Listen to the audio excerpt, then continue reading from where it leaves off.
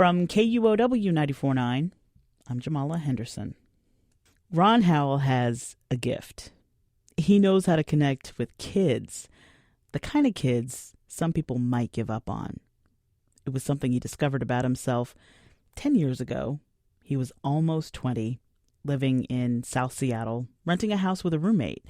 And one night, some friends came over, and one of those friends had a cousin in tow. He was about 12, and that cousin had a friend. And they all hung out. They had some fun, played video games. But the next morning, Ron noticed the cousin and his friend were still there. So I really didn't make a big deal about it until, I thought it was supposed to be, okay, maybe one night we're hanging out late. Then it became like 3 nights in a row. That's when I started wondering, these guys should be home. Granted, you're his cousin, but still, he's got a friend here. So Ron asked one of the kids, David, what was up? And he told me that he had ran away. And because I didn't want to have a runaway in my house or get in trouble, I said, well, why'd you run away? He said, because I didn't come home and my foster mom is mad, so I'm scared to go home. Ron wanted to help this kid, so he asked David if it was okay to call his foster mom and smooth things over. So I called and spoke to her, said, hey, I got your son David here. He said he wants to come home, but he's scared because he didn't come home the other day. He thinks you're mad at him. And she's like, oh, yeah, I've been looking for him. I was worried, and he had told him to come home. When I told him that I spoke to his mom, and she said, you can come home, he seemed happy, like a weight was lifted off his shoulders, that he, as a kid, probably didn't know what to do. He was like 12, 13 years old. So he was excited to be able to go back because he said he liked living there. He was just, at the time, probably hanging out with the wrong kids at the wrong time, and they weren't going home, so he probably wasn't going home, so which probably led to put him in that position. So I told him that your mom said you can go home, so he was supposed to go home the next day. Unfortunately, that didn't happen. Instead of going back to his foster mom like he was supposed to, he ended up going to visit his real mom, and somehow got picked up and got arrested for being in the neighborhood where his mom lives. Because at the time, I don't think his mom really wanted him, but she wasn't directly saying that because she kept coming up with all these excuses. Well, David's in jail now. He can't go back to his foster mom. So Ron decided to try to help one more time. I called her back and told her that they found David. He got arrested, and you can go pick him up. And then she told me, oh, I replaced him already. I don't got time for his games. I can't keep doing this with him. I only got 4 rooms here, and I just filled this room, so it's too late. And I was shocked because of just a few days, she told me how happy and how ecstatic she was to hear that he was okay and that he was coming home. So it caught me off guard that within 2 or 3 days, you can just have a complete change of heart where you just don't care. The next thing Ron knows, he gets a call from David's caseworker. And said that David's asking if he can stay with you. Would that be okay with you? At this point in time, Ron's like 2 minutes out of high school. He's 19, living on his own with a roommate and working in mortgage processing. He hadn't been responsible for anybody except himself. So he kind of hesitated when he asked the caseworker, well, what happens if he can't stay with me? And then he said that he would probably stay in detention until they can find a place to place him at. I was thinking, I don't want to do this. Realistically, I didn't want to do it. It's something I wasn't ready for, and I know it's responsibility, and life was going to be a little bit different, for me, because I wasn't really able to do, what I was used to doing or what I want. Like hang out with his friends, basically be a 19-year-old. But he kept thinking, what would happen to David? I felt bad seeing a kid be bouncing around like that, going to different houses. It didn't seem right to me, but at the same time, I didn't know what to do at that time.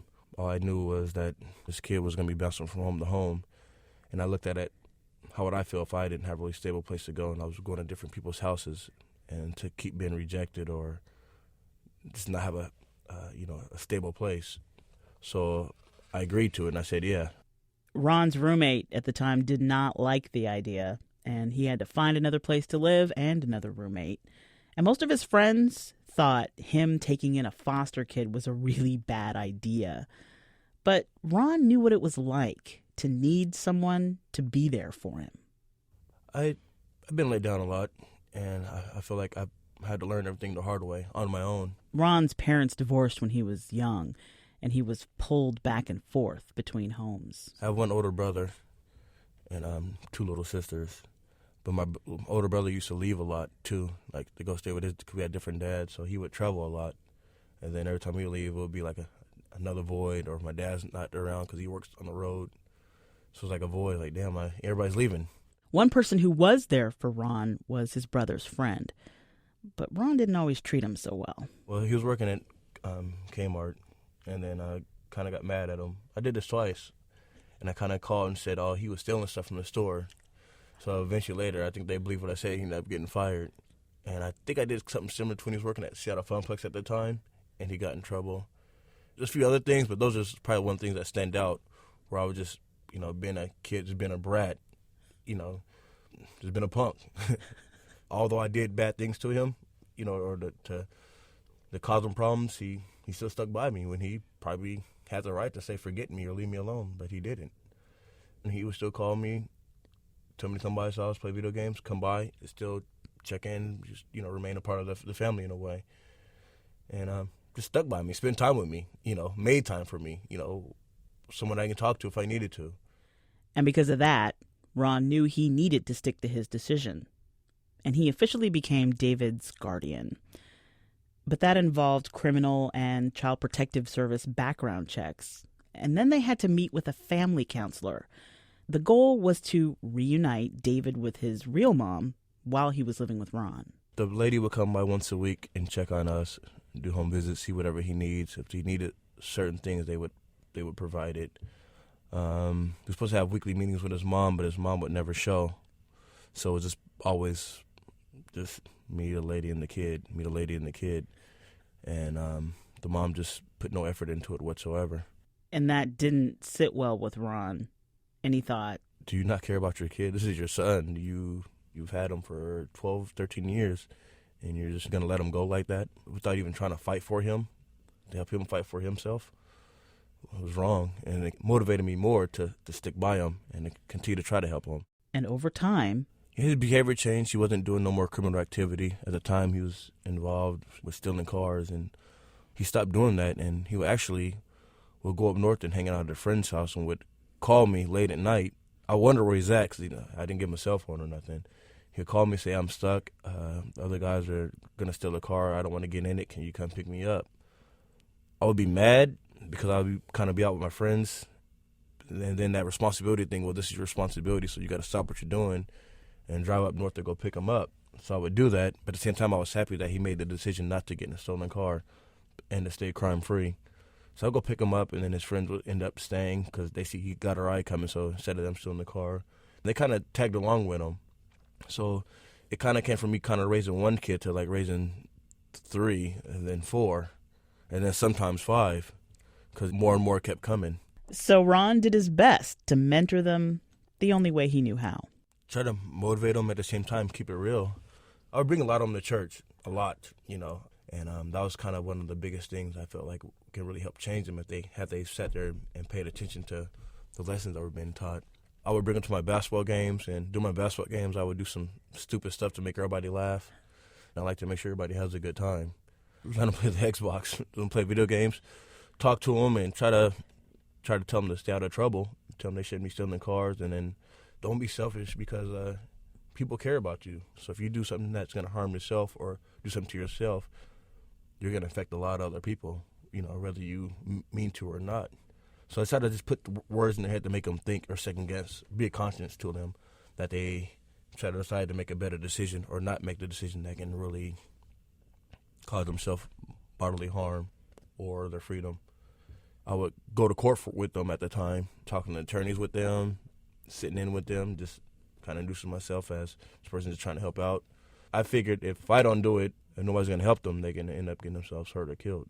But even as Ron's patchwork family was growing, the reconciliation process between Ron's ward, David, and his real mother was not going so well. She had zero participation in every meeting. She didn't come or do anything. She kept canceling, or she didn't show up, or she didn't pick up the phone. It got to the point where the courts or the judge kind of got tired of it and just said, here, you're taking your child back. We're not doing this for you no more. And then the court clerks, the attorneys, everyone was kind of upset. And Ron had to let David go. He stayed with me for like a few more days. And then they the lady came and took him back to his mom, and then that's when she sent him to his dad in Pennsylvania. I want to say I was kind of relieved because I didn't have the responsibility, but at the same time I was sad and hurt too because I still wanted the responsibility. 7 months of my life was invested with this kid, and now all of a sudden he's been taken away from me, not for my own wrongdoing, but because of the lack of love and care from his mom. Ron is 30 now, and he does not regret taking David in. He learned a lot about how to connect with kids. And today, he works with kids from many backgrounds all over King County. Latino, Southeast Asian, Black, the list goes on. Sometimes, even to this day, I'll ask them, what do you see me as? And some will say as a dad, or a second dad, or a big brother, a cousin, or an uncle. But I let them decide whatever that is, and that kind of lets me know what they feel like they want in their life or what they're missing in their life. I think sometimes it's forgotten that these are at-risk kids who has been written off by a lot of people, and a lot of people just giving up on them. And when you can't expect them to be perfect, the ones that I first started with just now are getting it 7-8 years later. But if we're not willing to take our time to spend time with them, it's kind of like shooting ourselves in the foot because we're just another person in their lives that comes and goes. Many people come and go. And if we're going to write them off because they're not meeting our expectations, they're not going to meet our expectations a lot of the time. So because they're not meeting our expectations, don't we mean say forget it, move on to the next person? That's not right. I don't want nobody to give up on me so fast or so easy. I'm not going to write them off because you guys have or because certain people have. I'm going to stick by them. Even through their mistakes, I'm going to stick by them so they don't make that mistake again. Someone that they can always call and count on when they need someone to talk to, they need support, they need guidance, that, I'm there. And just because David moved to Pennsylvania didn't mean that his connection with Ron had ended. For like 5 or 6 years, he was gone. We stayed in contact. Last year, he called and said, "Happy Father's Day, son," or something. He said something stupid, but in a way, he was basically saying Happy Father's Day. But he said it in a way where he wasn't directly saying it. And he's back now, and it was good to see him. And we still stay in contact to this day.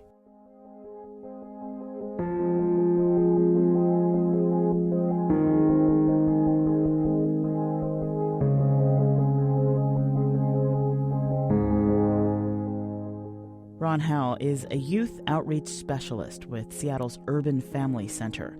It's part of the Alive and Free Outreach Network. For more information about those programs, go to our website, kuow.org. Just search for Connect. For KUOW 94.9, I'm Jamala Henderson.